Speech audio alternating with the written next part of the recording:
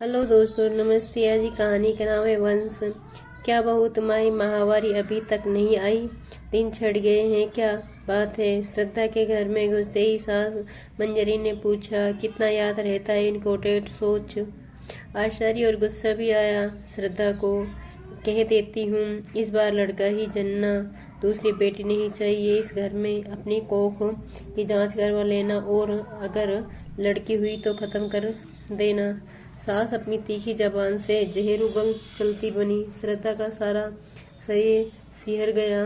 कितनी आसानी से कह गई, खत्म कर देना। उस एजेंट में बचेगा क्या दोष? संसार में आने से पहले ही उसके वजूद को खत्म करने का निर्णय एक माँ कैसे ले सकती है? पता नहीं कैसे श्रद्धा के हाथ अपने आप पेट को हिलाने लगे।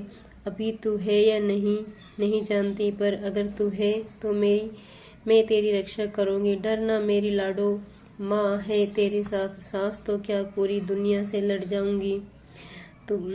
तुझे इस धरती पर लाने के लिए दो गुलाबी रेखाओं को देख खुशी भी हुई तो डर भी समाया। सास की बातों को याद कर यदि पति रंजन खुश हुए, पर अप्रत्यक्ष रूप से बेटी की कामना करने लगे। श्रद्धा, आज तुम तैयार रहना, चलते हैं तुम्हारी जांच के लिए। क्या जांच? लिंग प्रशिक्षण के लिए। श्रद्धा विरोध करते हुए तेज और दृढ़ आवाज में बोली, नहीं माँ जी, मैं किसी भी परीक्षण के लिए नहीं जाऊंगी। मेरा गर्भ, मेरी इच्छा। एजेंट में शिशु की हत्या करने का पाप मैं नहीं करूंगी। तो क्या घर में बेटियों की फौज खड़ी करोगी?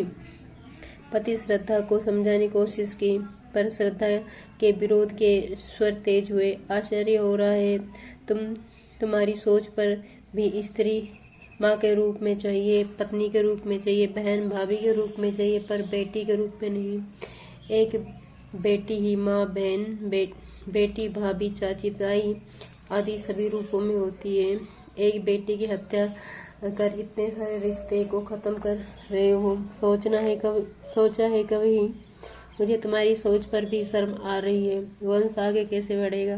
क्या तेरी बेटियां वंश आगे बढ़ाएंगी? सास कठोर आवाज में पूछी। बेटियां भी अपने माता पिता के नाम को रोशन कर रही हैं। किसी भी क्षेत्र में लड़कों से पीछे नहीं है माँ जी। यहाँ तक कि आजकल की कामकाजी लड़कियां शादी के बाद भी अपने सरनेम में बदलाव नहीं ला रही हैं।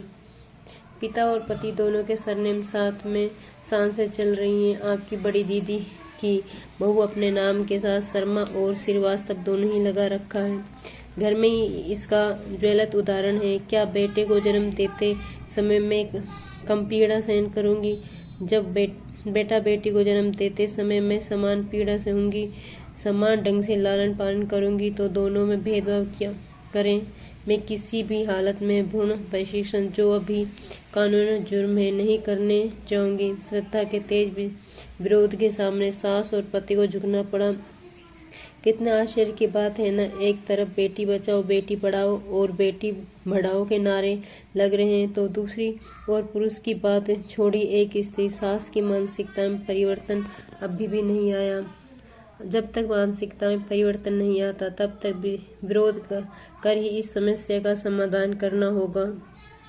अगर दोस्तों कहानी पसंद आई हो तो चैनल को लाइक से सब्सक्राइब जरूर करें।